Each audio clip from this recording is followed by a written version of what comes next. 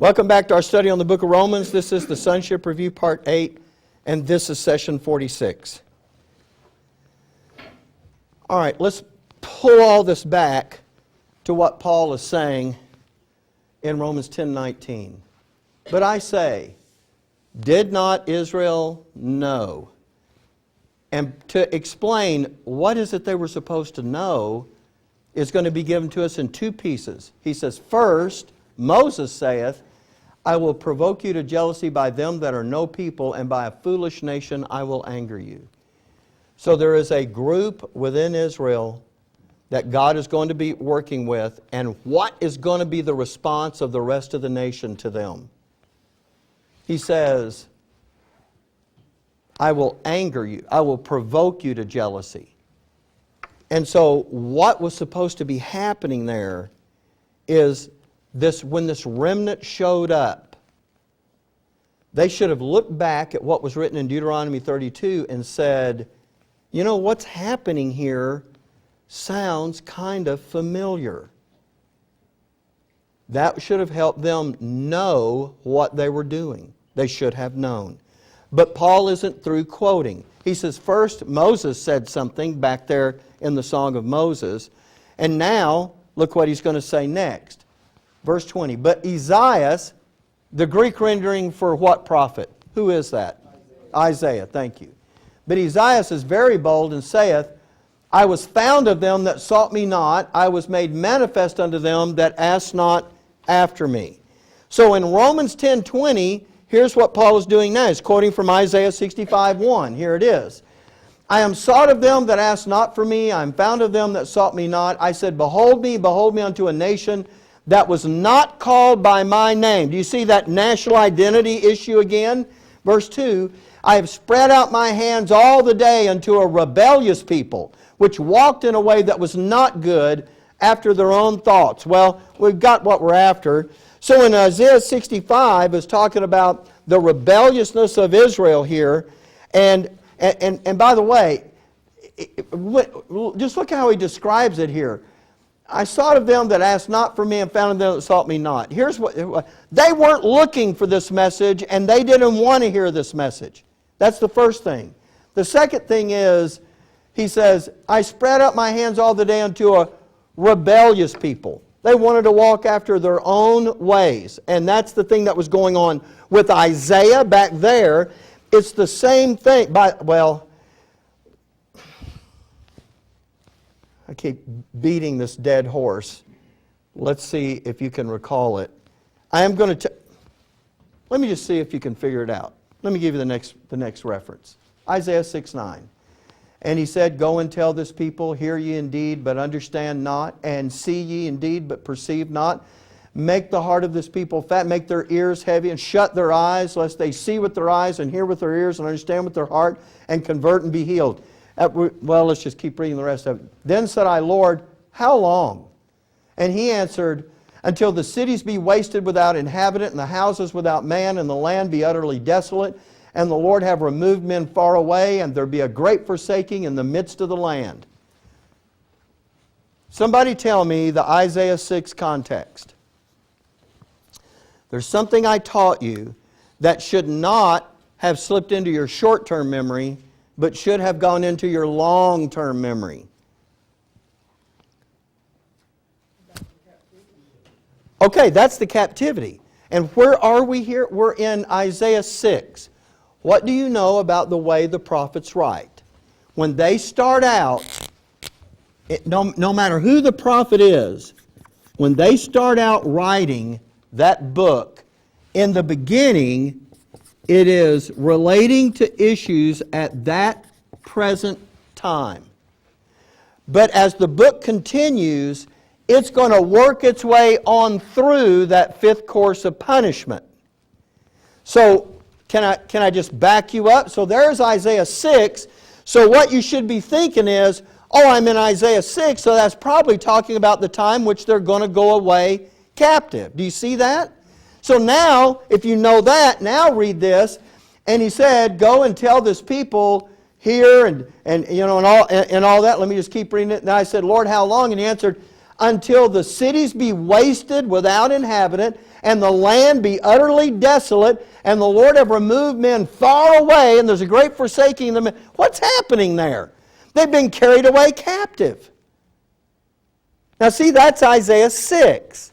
But, let me see what the next one is, or I'll have to back up to get back over to where I was going to show you this.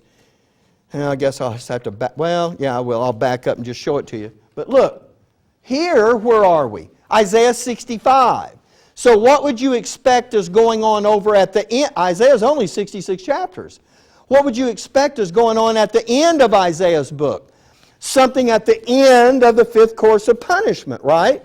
So here, this is where he said, I sought of them that asked not for me. I'm found of them that sought me not. I said, behold me to a nation that was not called by my name. I've spread out my hands to a rebellious people. That's what was going to be going on in the final stage of Israel's program. Okay, stop and just watch this. When you think about the entirety of Israel's program, here's what you have. You have them coming out of Egypt. They're coming out of Egypt over here. They're coming down. They're coming up this way. They cross into the land. They're under Joshua. That generation kind of dies away. And then they start, then they come under the first course of punishment. That number 1 right up there. And that's in the time of the judges. Anybody know off the top of your head how long they were under those judges? 450 years. That's a big chunk of time. In the second course of punishment, that starts with the prophet Elijah, and then that moves under the ministry of Elisha. And then in the fourth one, you've got all of those various kings who did evil in the sight of the Lord. And by the way, I know that's kind of the opposite. What we've been talking about here is the ones that were actually for God. In that fourth course of punishment, there were a few kings who actually did not do evil, and they were the ones that God was trying to demonstrate something to the nation through how He was treating them differently than those evil kings. Then you have Israel going away captive. I'm not going to list the second, the third, the fourth, but you're going to go all the way through the kings of Israel. There's time there. Now, when you get to the Babylonian captivity, how long are they in captivity in Babylon? 70 years. While they're in captivity in Babylon, there's a guy called Daniel. And he's given the rest of the timeline for the fifth course of punishment. And what is he shown? 70 weeks are determined upon thy people. And he's talking about, because of verse 1 in Daniel chapter 9, talking about weeks of years. And when he talks about 70 weeks, so that's 490 years. And so what you have now is added to this, you have another 490 years. Now look, we could add all that up, but that's not exactly what I'm after here. Not after an exact number of years. What I'm trying to show you here is you've got over 1,000 years that you're talking about in Israel's history. When Jesus shows up, where are they on the timeline? Well, look, you've come through all of this time with them, and by the way, how long were they in captivity in Egypt? 400 years. I mean, you're talking about a big expanse of time here. So by the time Jesus shows up right here, by the way, in between the second installment in the fifth course of punishment and the fourth installment, God says, I'm going to go silent to the nation. That's part of your program. How long is He silent? 400 years. Now you're talking about 2 millennia. So when John the Baptist shows up on the scene, as far as God's program with Israel goes, how much time do you have left out of almost 2,000 years of God working with Israel? Well, how long is Jesus' public ministry? All right, Well, let's just do it from the time John the Baptist shows up on the scene in his birth. So from John, he's born, from John, here's John, and if you take that timeline to the cross, that is going to be 34 years. Then you only have one thing left, the final week of years. So that's 7 more years. Do you understand why then we say, when Jesus shows up, and look, you can count it from his birth, but really he doesn't do anything until the start of his public ministry. If you're going to do it that way, from the time Jesus starts his public ministry to the cross is 3.5 years, and then what you got, Daniel's final week, there's 7 years. That's 10.5 years left in Israel's program. Would you say that in a program that runs over 2,000 years, that the last 10 to 40 years would be the end of it? Absolutely. Which is why we say that when Jesus shows up, you're in the final stage of Israel's program. Even if you want to use the bigger number of 41 years, 2,000 years have already passed. You're coming to the end. It's about to wrap up. Everybody with me there? So here's what I'm saying. When he gets out over here and he says, you know, a nation that wasn't looking for me, and it's in 65, so where are you in the program? You're in the final stage of the program. In other words, Isaiah 65 is talking about the very people that were rejecting the Messiah in his public ministry, continued to reject him during the extension of mercy. Paul's been talking about that. What did he say? As far as before the cross goes, he says, the stone which the builders rejected. And then when you get into the extension of mercy out here, in that 1-year extension of mercy, what happened to Israel there? They did reject, but he doesn't use that term. What does he use? They stumbled. So they rejected, and they stumbled. And that's how he closes off chapter 9 in Romans. And then you get over there to chapter 10, and Paul starts quoting from over here in Isaiah. And when he's quoting over here in Isaiah, he's quoting about the part of Isaiah, because as that book progresses on, it moves from the time that Isaiah was alive and prophesying and about to go into the 5th course of punishment, and now he's talking about a future generation.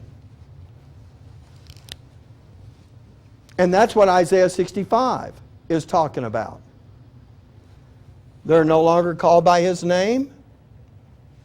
They're rebellious. They're walking after their own thoughts. And that's exactly what he's doing there. Okay, so we did Isaiah 6:9 because that was back there when they were going to go away captive. Now, I did have Isaiah 65. So I'm sought of them that asked not for me. I'm found of them that sought me not. In other words, I showed up and you guys weren't looking for me. I showed up and you weren't expecting me. Do you see that? Didn't Israel know? First of all, they should have known because of the little flock that was upsetting them and making them angry and provoking them. And you should have been looking for the Messiah. But you weren't looking for him either. I said, behold me unto a nation that was not called by my name. That's the Lord talking there. That's not Isaiah. They were never called by Isaiah's name. That's the Lord's name. God says, I'm calling to them. They didn't want to hear any of that. Now, verse 2, and we need to read just a little bit here to get this caught up. What have I got left here? Okay. I spread out my hands all the day unto a rebellious people, which walketh in a way it was not good after their own thoughts. A people that provoketh me to anger continually to my face, that sacrificeth in gardens. And what's wrong with that?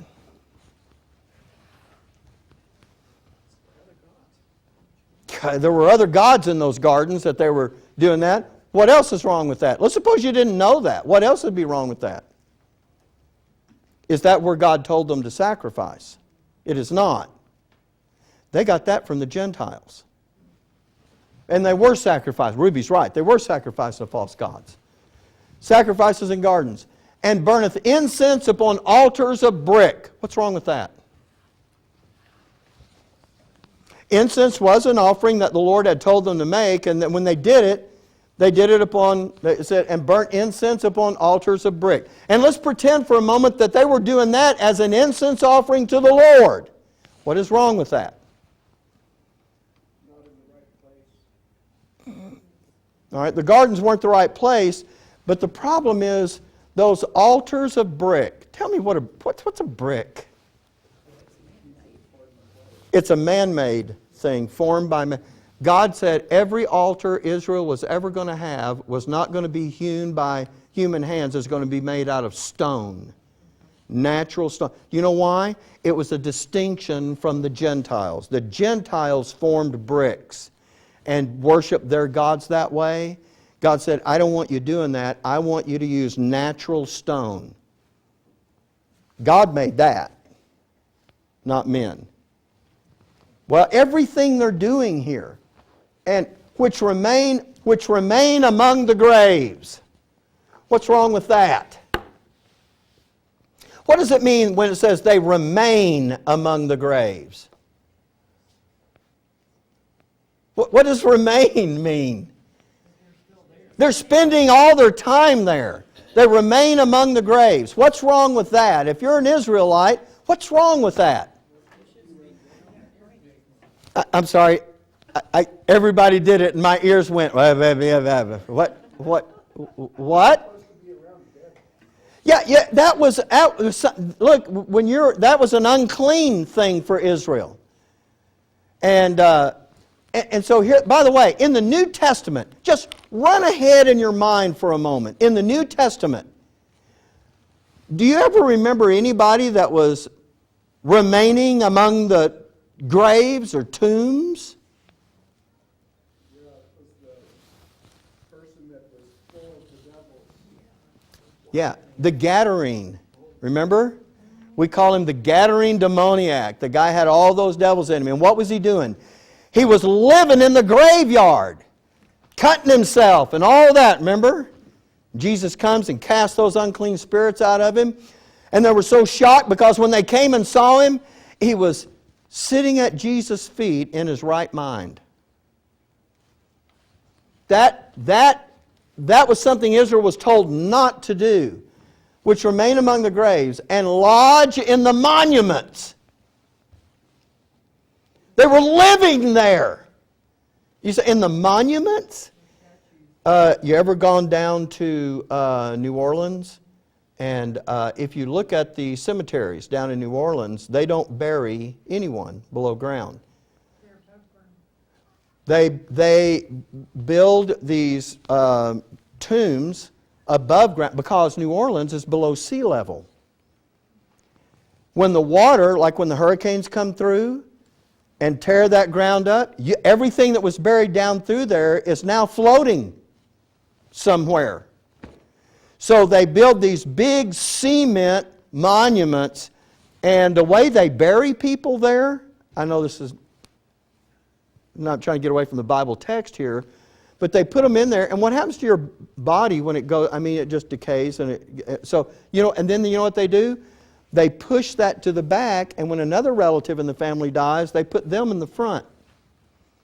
And when the next one dies, they push them to the back, and after a while, it's just a lot of them are being buried in the same family tomb. They're living there.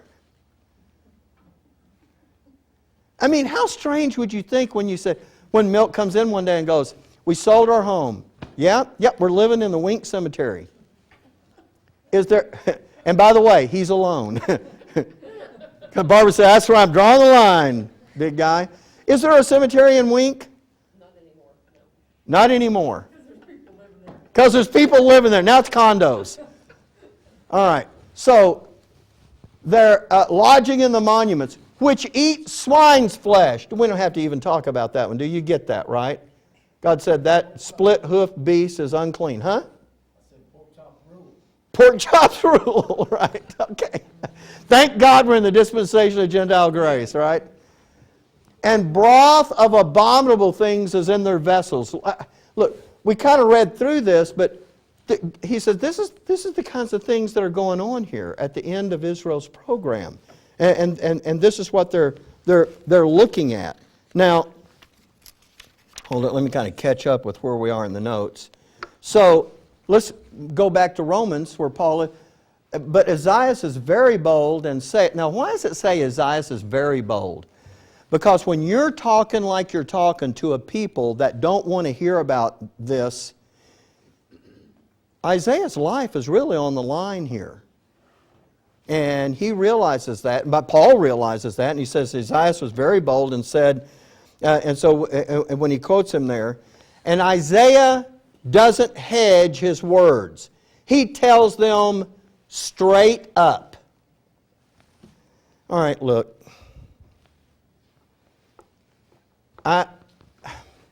There's you know, in Sonship we have this tutor and governor issue. You don't, you know what? All of fundamental Christianity loves to tell everybody else how to live and what to do and what you can't do, and we got a long list of that and the things you can do and and all that kind of business. And we learned that, you know, God did not elect us to be the sheriff for everybody to go correct everything they're doing. However, when someone asks you, then you should say it. So, just recently I had the opportunity to do that. And when I read this, I kind of think about that because I was pretty straightforward with someone who thought God was still doing all the things that most folks think He's doing. So they were talking about, you know, God healing and all that kind of business, and I just said, no, He's not. And I know, and I said it nicely, and they looked at me and they said, He's not? And I said, He's not.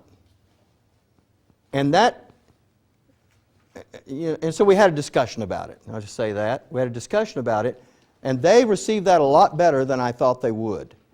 I did tell the story about Milt being in the hospital, saying, don't pray that for me, pray this instead, and how people were getting mad at him because, you know, how dare he, you know. So, but my point is to say this. I wouldn't do that unless someone was really just having a conversation with me about those kinds of things. Those are difficult things. But I don't know if I've ever been as straightforward with anybody as I was just in the last week or so. To be very plain about that. Can I just say one more thing about that? I mean, you've been through that and you know about that. But if you say God is, because you'd obviously have to say, well, sometimes He does and sometimes He doesn't. I mean, if you're believing that, right? That's what you'd have to say. Okay, here's my question. On what basis is He determining that? There are only two bases for God doing things that are given in the Bible. Only two. One of them is for someone who is under the law. Because of their works, they received that because that was part of the contract. If you do well, then you get these blessings. Right? Here's the only other basis for which God is doing it. Grace. And grace means what? Okay, Billy says it's sufficient. And in this case, that's exactly right, isn't it? Because His grace is sufficient. That's the whole point Paul is making out of that. But if God is doing something on the basis of grace, is He doing it on the basis of you earning it? What? Huh? Is it a conditional gift? I'm going to give you a gift based on the fact that if you do, as soon as you say that, what have you done? It's no longer about grace, now it's about if a condition, right? So there's only two ways this ever gets done. Either you earn it by works or you get it as a free gift, and that's not based on your deserving it, right? If God is giving it to you by grace, and by the way, are we under the law or are we under grace? We're under grace. And if God is giving it to you by grace, here's the thing. If that's the basis, if God is giving it to you by grace, can He... Here's Sarita. If she broke her wrist, such a whiny baby about it. I'm just being silly. She broke her wrist. In the old days, you know what we'd all been doing? We'd well, you know what? There's a good... I almost forgot about that one. You know what? Some folks would be saying, we need to pray that God heals her wrist, right? There were other folks that look at that and say, you know why you did that? Because God is punishing you. Have you ever heard that one? Have you ever heard that one? God is punishing her. And that's not... I mean, if all those were the issues, those wouldn't be grace at all. But in the old days, we'd have been praying for God to heal her arm. By the way, is God omnipotent? Does He have the ability to do that? And if He's going to do it, why would you even need to go to the doctor? Okay, so true enough. All right. But guide the knife, right. Or guide the pins. All right, so, okay, I don't want to get off on that, but look, here's what I'm trying to get to. If it's under grace, can God say, I'm going to heal Anna, but I'm not going to heal Sarita because I'm upset with Sarita? Is that grace now? No, see, that would be about something Sarita was doing to either deserve it or not deserve it. My point is this. And if we're under grace, and we know we are, then if God is doing it, if it's grace, He's doing it every time. If it's works, are you guaranteed to get it every time? No. It's hit and miss. But if God is doing it, can anybody tell me one supreme example of what God gave you as a free gift of grace? And you know it because it's written in the Word. He gave you salvation, did He not? Everybody that trusts Jesus Christ, do they get justification unto eternal life? Are there any exceptions? Does God ever look at it and say, well, look, I know you did it, and I know I'm doing this by grace, but for some reason I decided not to do it this time? And that's my point. If God is doing it, on what basis is He doing it? Now, why did I get off on that? I got off on that for a reason, and now the buzzer's gone off, and now You were talking about somebody talking about healing. So I was just saying to them, look, you have to determine if God's doing that, on what basis is He doing it? There's only two listed in your Bible. That's it. And if it's by grace, well then, it doesn't matter if you deserve it or not. You get it. You get it. Now, I know what the common thing is. I know what the common excuse is. Well, it wasn't His will. I love that. Oh, that's wonderful. It wasn't His will. Because you know what you've done now? Is you have created a no-fail system. It doesn't matter if it happens or doesn't happen. If it happens, then you can say God did it. But so does the Muslim, and so does the Buddhist. But why are we looking at them and going, yeah, but yours doesn't count as real evidence because you don't believe in the true God? You do realize that's what they think about us. See, that's called subjective reasoning. Not objective, subjective reasoning. So my point, anyway, I got off on that. The thing has gone off. So let me just say it this way. Paul is quoting Isaiah, and he is telling it straight. He's not mincing words. And so Paul says he's very bold when he does that.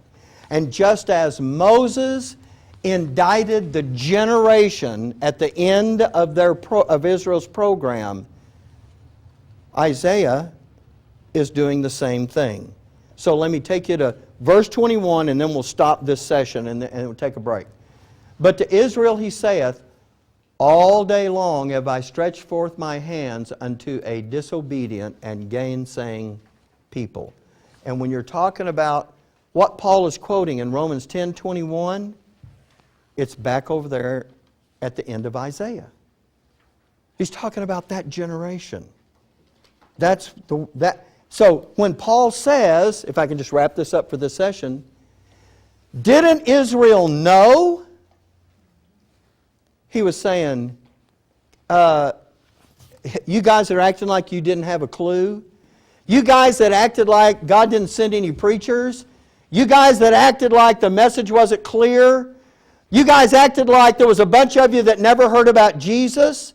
I'm going to say to you guys, you knew because Moses and Isaiah were talking about you. You should have known. You're sitting in your own scriptures. They were talking about this generation. They should have known. Really, what is Paul doing with all of that? By dismissing those excuses and saying, if I say then, did not Israel know? They sure should have. What else was God going to do other than send them prophets that was going to, and give them a written record that they could see anytime they wanted? You know what he's really saying here? You guys are responsible for the predicament you're in. It's not God's fault. It's not the fault of the people that He sent to preach. It's not the fault of the prophets. It's not the fault of Moses. It's not the fault of Isaiah. It's your fault. Because you are a disobedient and gainsaying people. That's going to be the point that he's making. Now that's the point he's making to them. When we come back in the next section, we'll do a recap and we'll talk very specifically about why that's important to us. So even if all that I just said goes into your short-term memory, and next week you don't remember that, just remember this part right here. These are the two important parts. That little flock that God said it's going to be His pleasure to give them the kingdom, they're the foolish nation. And they're coming out of a group that God says is not a people. They're coming right out of Israel. They're not Gentiles. That's the important part to get out of that. Okay, we'll stop here, we'll take a break, and then we'll pick up the last session.